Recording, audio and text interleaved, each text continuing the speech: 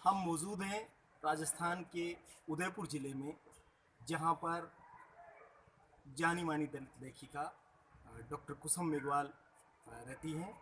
Doctor कुसुम मेघवाल का ये घर है जो मूल निवासी महल के नाम से प्रसिद्ध है। और आप देख सकते हैं कि बुद्ध फूले अंबेडकर विचार प्रसारण का ये केंद्र उन्होंने स्थापित किया है। इसी के ऊपर यशोधरा बुद्ध विहार भी आप देख सकते हैं। और अंबेडकर लाइब्रेरी उन्होंने स्थापित कर रखी है। तो डॉक्टर कुसुम मेघवाल 69 ईयर ओल्ड जानी मानी दलित लेखिका हैं। उनका बुद्धिज़्म पर, बाबा साहब पर, बुद्ध फुले, कबीर और अंबेडकर, इन सब पर ज़बरदस्त काम रहा है। उन्होंने बहुत सारी किताबें लिखी है। इन दिनों उनकी एक किताब को लेकर के बहुत विवाद देश भर में हो रहा है। ये कहा जा रहा है कि उन्होंने अपनी किताबों के जरिए कुछ सक्षम समुदायों को, कुछ दबंग समुदायों को, उनकी भावनाओं को आहत करने का काम किया है। तो जगह जगह पर उनके खिलाफ ज्ञापन दिए जा रहे हैं। और न केवल ज्ञापन दिए जा रहे हैं बल्कि उनको जान से मारने की धमकियां दी गई है। और पुलिस डिपार्टमेंट के लोग तक अपने जातिवादी खोल में आ चुके हैं और वो अपनी ड्यूटी भूल करके, उनकी जो रक्षा करने की जो ड्यूटी है उसको भूल करके वो एक दलित लेखिका को धमकाने पर तुले हुए हैं। तो जो कुसुम मेघवाल जी हैं, उन्होंने पूरी बहादुरी के साथ इस सारे मसले पर बहुत दृढ़ रुख रखा है। और उनकी जिस किताब को लेकर के विवाद हो रहा है, उस किताब को लेकर के भी उन्होंने माफ़ी मांगने से इनकार किया। और उन्होंने कहा कि उन्होंने बहुत शोध के साथ, बहुत रिसर्च के साथ उस किताब को लिखा है। तो आइए आज मिलते हैं कुसुम मेघवाल जी से। ये कुसुम मेघवाल जी का लाइब्रेरी है जो उन्होंने पिछले 40 साल के अपने अध्ययन के दौरान स्थापित किया है। यहाँ हजारों की तादाद में किताबें हैं जो बहुजन और श्रमण संस्कृति के जो पूरी एक वैकल्पिक संस्कृति है उसको दिखाने वाली चीज़ें आपको यहाँ मिल सकती है। उनकी अपनी लिखी हुई किताबें यहाँ पर आप देख सकते हैं, जो उन्होंने 65 से ज़्यादा किताबें लिखी है और कई दशकों से वो भीम डायरी प्रकाशित करती हैं। डॉक्टर कुसुम मेघवाल द्वारा प्रकाशित होने वाली भीम डायरी बहुत प्रतिष्ठित और लोकप्रिय डायरी है। भारत के संविधान से लगा करके बाबा साहब के विचारधारा और तमाम जितने भी, आपको यहाँ गुलामगिरी मिल सकती है, आपको यहाँ रिडल्स ऑफ हिंदुइज्म मिल सकती है, रमाबाई अंबेडकर के बारे में आप किताब देख सकते हैं, एनिहिलेशन ऑफ कास्ट यहाँ पर मौजूद हैं। डॉक्टर कुसुम मेघवाल का भारत में जो स्त्री दास्ता पर किताबें हैं। और न केवल इस तरह की किताबें बल्कि छोटे छोटे बच्चों के लिए भी उन्होंने, जो भारत के मूल निवासी बहुजनों के जो बच्चे हैं उनके लिए ऐसी बाल पोथियां भी उन्होंने निकाली है। तो आप यहाँ गंभीर साहित्य देख सकते हैं, छोटे बच्चों की किताबें देख सकते हैं, उपन्यास देख सकते हैं, रिसर्च की चीज़ें देख सकते हैं।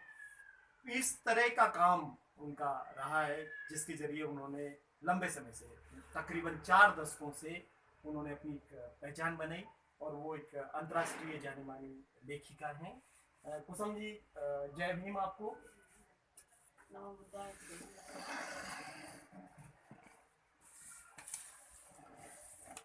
आप अपने बारे में थोड़ा सा परिचय और बताएंगे कि आप किस परिस्थिति में, कहाँ से कहाँ पैदा हुए आप, और किस तरीके से इतना बड़ा काम आपने किया है इतनी सामान्य पृष्ठभूमि से आने के बाद। देखिए, मेरी पारिवारिक पृष्ठभूमि तो मेरी पैदाइश उदयपुर की है, लेकिन हमारे दादाजी गांव छोड़ के उदयपुर में आ गए थे और उन्होंने भी अपने समय पे काफ़ी संघर्ष किया था जातिगत को लेकर, क्योंकि सदियों से जातिगत पर जो अत्याचार हो रहे हैं वो आज से नहीं हो रहे।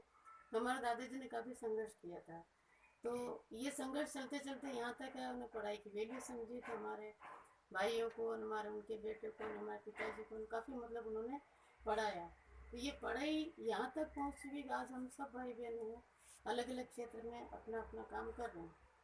तो इस क्षेत्र में जब मैं आई और वो महिलाओं को पढ़ाना, एक लड़की को पढ़ाना, आज से 70 साल पहले अगर सोच ही नहीं सकते थे कि मेघवाल समाज की कोई लड़की जो है वो इतना पढ़ के करेगी क्या। वो पिताजी ने काफ़ी सामना किया उनको भी लोगों ने कहा क्या करोगे लड़की को पढ़ाकर, तो पिताजी ने कहा नहीं, लड़कों को पढ़ा रहा हूँ तो मैं लड़की को भी पढ़ाऊँगा। तो आज ये सब देखकर हमारे पिताजी भी काफ़ी खुश होते थे कि वास्तव में हमारा नाम रोशन किया है। तो इस तरह से ये फिर वह शादी भी हुई तो वो चित्तौड़ के गांव में हो गई, पढ़ाई बंद हो गई बीच में। तो फिर ठीक है, ससुराल की जिम्मेदारियाँ 10 साल तक वो सब निभाई, सब कुछ होने के बाद फिर पढ़ाई का फिर इच्छा हुई तो पढ़ने लगे। फिर प्राइवेट पापा शहर में आए, नौकरी करी, बीए किया, प्राइवेट एमए किया, पीएचडी की, एलएलबी की, और लगातार मतलब पढ़ाई वापस शुरू करने के बाद छोड़ी नहीं।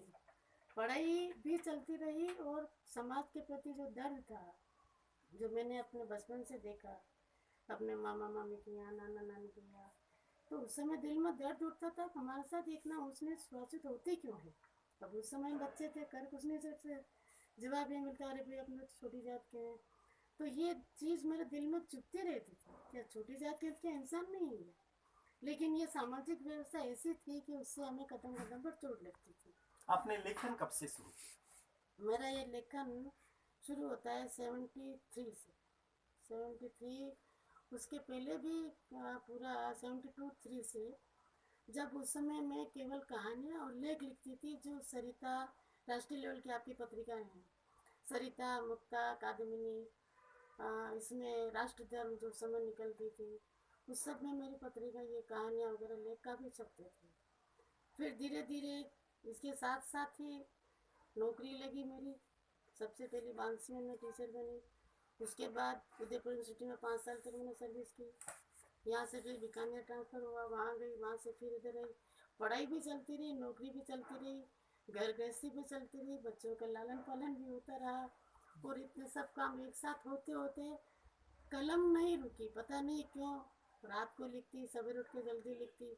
अभी भी मेरा यही रूटीन है कि सवेरे उठ के 5 बजे उठ के लिख लो जितना लिखना है, तो घंटा 2 घंटा मेरा रोज अभी का भी नियम है कि मैं उठ के लिख लेती हूँ। अब तक आपकी कितनी किताबें प्रकाशित हुई? अभी तक मेरी लगभग 65 किताबें छप चुकी है, और अभी और चल रही है, 2-4 किताबें भी प्रकाशन प्रक्रिया में चल रही है।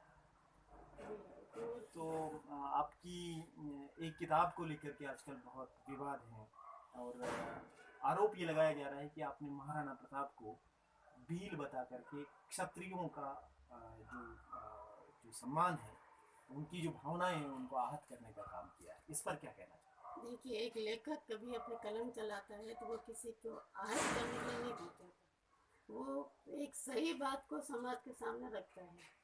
और मैंने अगर महाराणा प्रताप को भील लिखा तो मैंने अपने मन से नहीं लिखा, और न भील लिखना कोई गाली, मैंने गाली तो नहीं दी ना, और भील शब्द से कोई अपमानित तो नहीं हुआ ना, इससे कोई अपमान कहाँ हुआ। लेकिन अब जो लोग इसको अपमान मान रहे हैं, तो इसका मतलब है भारत की ये जाति व्यवस्था है, इसमें इन्होंने भील जाति को इतना नीचा मान लिया गया कि उनको जाति के रूप में ले लिया, और जाति अभिमान को टोस्ट लिखने के रूप में वो इसको ले रहे हैं। लेकिन ये इसको इस रूप में लेना गलत है।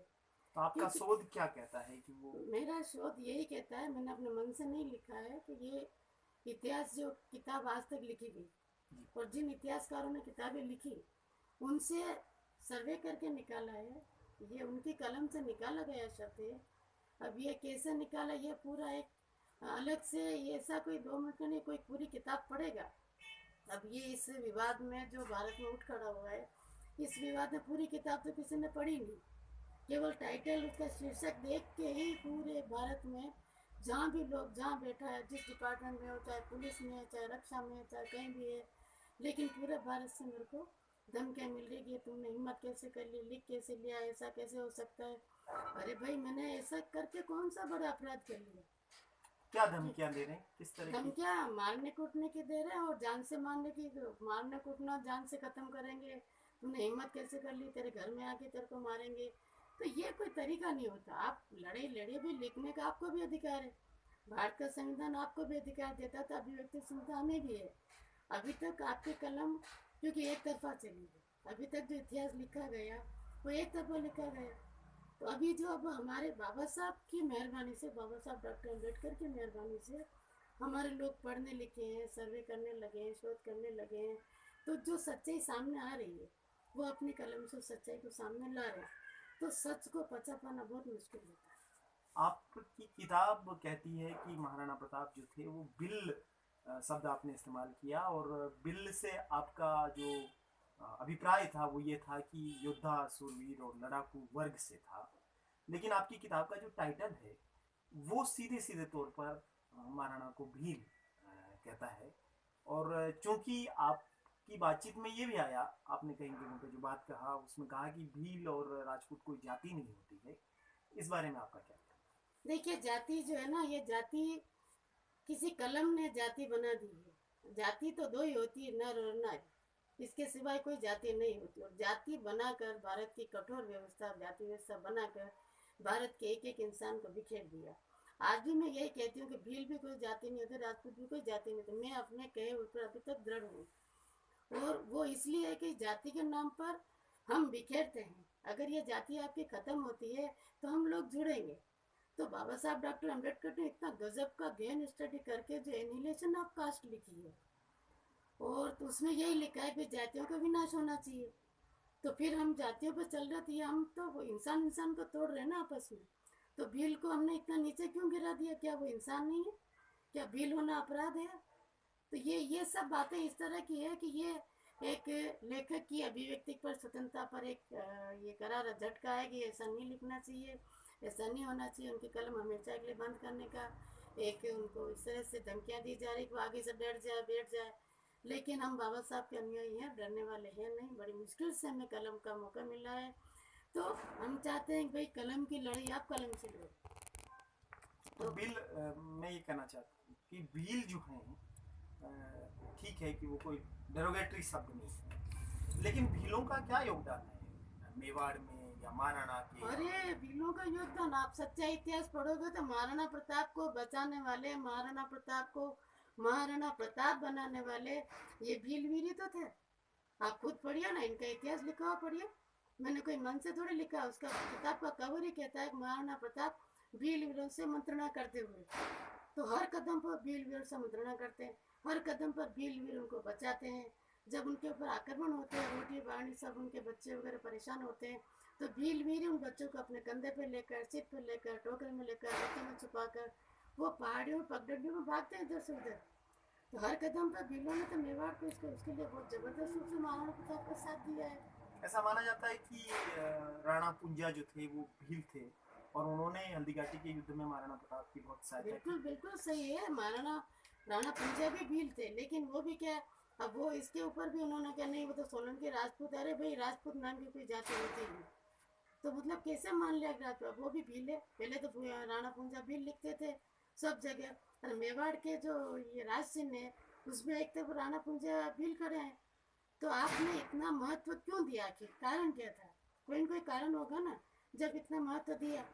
इसके बाद देखिए कि जब महाराणा गद्दी पर बैठते थे तो उनको राज तिलक करने के लिए इधर ओगणा के जो भील होते थे उनको अधिकार था कि वो अपना अंगूठा काट कर उनको खून से तिलक करते थे।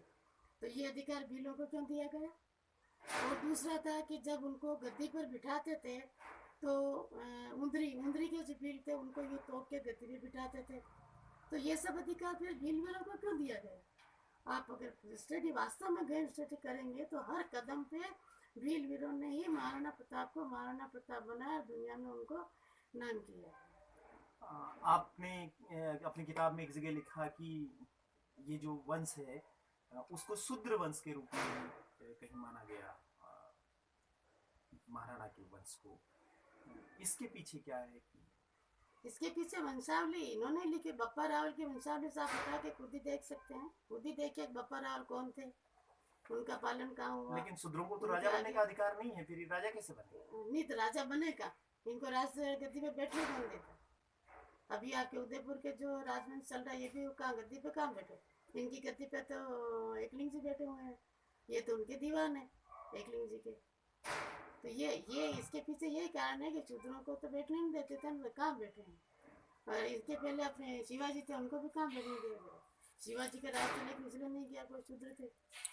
तो आप इस तरह का जो इतिहास, जिसको वो कह रहे हैं कि छेड़छाड़, या हम ये कहें कि एक वैकल्पिक इतिहास आप बनाने की कोशिश कर रहे हैं, या इतिहास का पुनर्लेखन की कोशिश कर रहे हैं, इसके जरिए क्या करना चाहते हैं? देखिए, आज तक एक तरफा, मैंने पहले भी कहा कि एक तरफा कलम चली है। इन्होंने जो चाह, क्योंकि हमारे बाप दादा के पास लिखने का पढ़ने का अधिकार था नहीं, हमारे लोग अनपढ़ थे, क्या लिखते, उनको तो जैसा लिखा उन्होंने मानता है आज तक।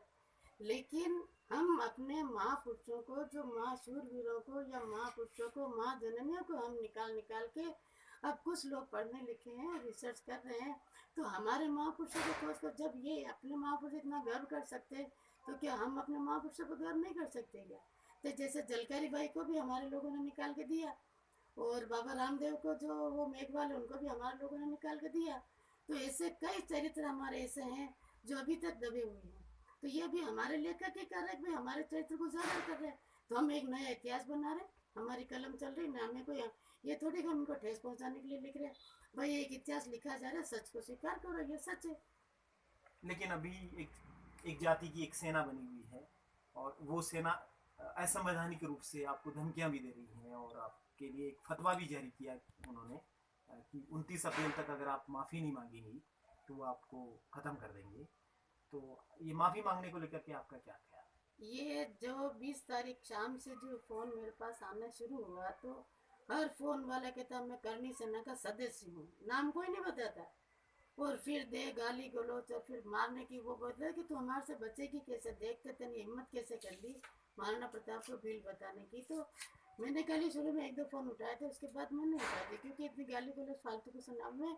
भाई आपके सामने 4 रास्ते खुले हैं, ये करनी सेना गुंडागर्दी का रास्ता क्यों अपना रही, मुझे ये समझ में नहीं आता। आप कोर्ट में जाइए, आपके सामने रास्ता खुला है, आप पेश कर दीजिए कि राजपूत थे, हम पेश कर देंगे कि भील थे। और भील हमको इनको गाली नहीं दी, अपमानित नहीं, हमने खुद ने अंदर लिखा है महावीर महाराणा प्रताप योद्धा थे, शूरवीर थे, ये सब हमने भी तो लिखा, हमने कोई कायर थोड़ी बताया क्या। वो कोर्ट का रास्ता खुला है। दूसरा, कोई मेरी पहली किताब विवादित नहीं है, भारत में इससे पहले दुनिया भर की किताबें विवादित हुई है, तो आप बैन लगवाइए ना, ये दूसरा रास्ता। तीसरा रास्ता आपके सामने एक, भाई व्यक्तिगत अगर आपकी किसी की मानहानि हुई है तो आप मानहानि का दावा कर लेना, वो भी एक तीसरा रास्ता। चौथा रास्ता और एक, भाई आप मेरी किताब के रूप में लाखों किताबें आप छापिए, उसमें लिख दीजिए भाई कुसुम मेघला लिखा सब गलत है और ये सही, हम कोई मना थोड़ी कर रहे क्या। लेकिन कानूनी लड़ाई लड़िए, कलम की लड़ाई कलम से लड़िए, ये एक सच्चा है। समाज का सामाजिक एक सौहार्दपूर्ण वातावरण को बिगाड़ने की कोशिश करना और गुंडा तत्वों के माध्यम से मारने, जान से मारने, खत्म करना, ये चीज़ें तो संवैधानिक रूप से सही नहीं कहा जाता। तो आपने यहाँ के प्रशासन और पुलिस को अपनी सुरक्षा के लिए कुछ कहा है, लिखा हाँ, है? मैंने 21 तारीख को ही यहाँ के आईजी साहब को, एसपी साहब को, ममाता थाना जो हमारा लगता है, सबको हमने दे दिया था कि इस तरह से गाली गलौच आता है, मारने की धमकियाँ आ रही है, तो आप हमें पुलिस प्रोटेक्शन दें। तो कई दिनों तक नहीं मिला, फ़ोन करते भी रहे, तो फिर लेकिन 2 दिन तक, अभी 2-4 दिन पहले 2 दिन तक एक पुलिस कांस्टेबल घर में आए थे, 2-3 घंटा बैठे थे, लेकिन उसके बाद वापस हमें कुछ नहीं लग रहा कि कोई पुलिस प्रोटेक्शन मिल रहा है। तो मैंने फ़ोन भी किया था थाने में, तो बोल रहे कि नहीं हम देख रहे हैं, कर रहे हैं। अब ये वापस एक हमारी अंदर आके कोई बैठे और शक्ल बताए कि भाई हाँ हम हैं आपके यहाँ, आपकी सुरक्षा के लिए, तो आप चिंता मत करना, तो हमें विश्वास हो। अब आपकी ये तरफ से एफआईआर दर्ज हुई?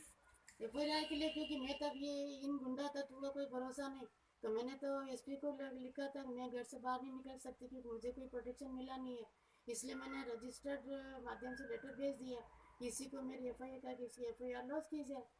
अब ये की या नहीं कि इसकी मेरे पास अभी कोई सूचना भी नहीं। ये भी कहा जा रहा है कि आपकी पारिवारिक पृष्ठभूमि बहुत सक्षम पृष्ठभूमि है। आपके जो भाई हैं वो राजस्थान विधानसभा के अध्यक्ष हैं, आपकी भतीजी और आपके बेटे आईएएस हैं, और आपके ब्रदर जो हैं वो वकील हैं और बड़े पदों पर रहे हैं। तो कुसुम मेघवाल की फैमिली को लोग ये मानते हैं कि बहुत सक्षम फैमिली है मेघवाल समाज की या दलित समाज की। तो ऐसी सक्षम फैमिली से आप आते हैं, इसलिए आपको कोई सुरक्षा की जरूरत नहीं है या आपको कोई ऐसी दिक्कत नहीं? देखिए, हम कलम की लड़ाई कलम से लड़ सकते हैं, क्योंकि हालांकि मैं भी मैनेजर थी हिंदुस्तान जिंक लिमिटेड में, और वहाँ भी हमने ऐसी एसोसिएशन चलाई, तो वहाँ भी हमने बहुत खतरे मोल लिए थे, क्योंकि कोई नहीं चाहता कि इस वर्ग के साथ न्याय हो, समानता हो, ये कोई नहीं चाहता।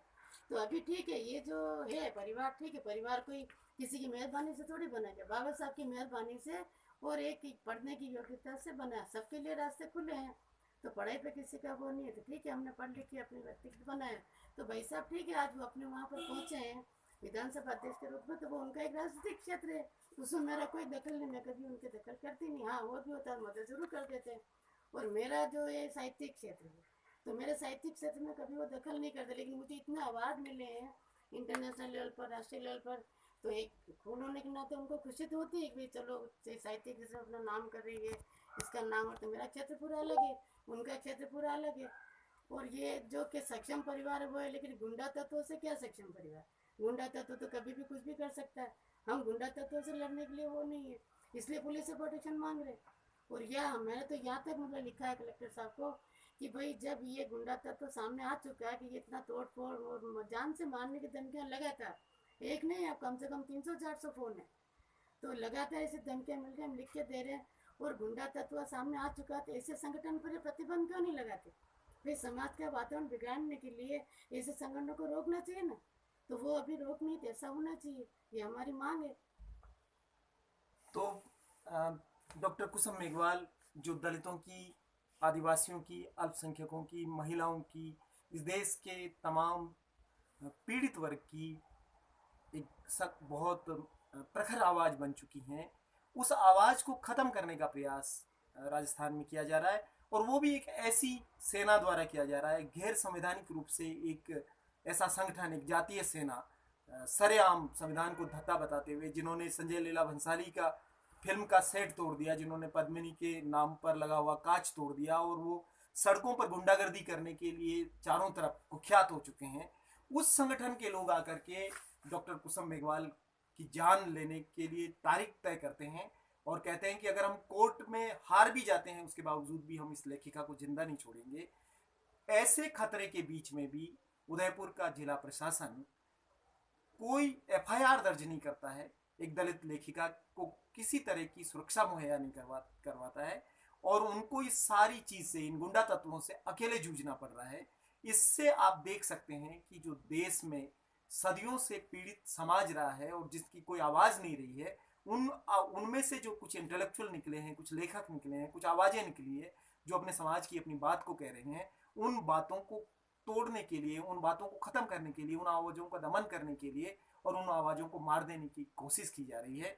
और इन कोशिशों के विरोध में काफी सारे स्वर उठे हैं, दलितों में से उठ रहे हैं, बहुजनों में से उठ रहे हैं, लेकिन सरकार अभी भी कान में रुई डाल करके सोई हुई है और वो किसी बड़े हादसे के इंतजार में है। वो चाहते हैं कि दलितों के साथ कुछ भी हो जाए, उसके बाद वो बोलेंगे, उससे पहले कुछ भी नहीं बोलेंगे।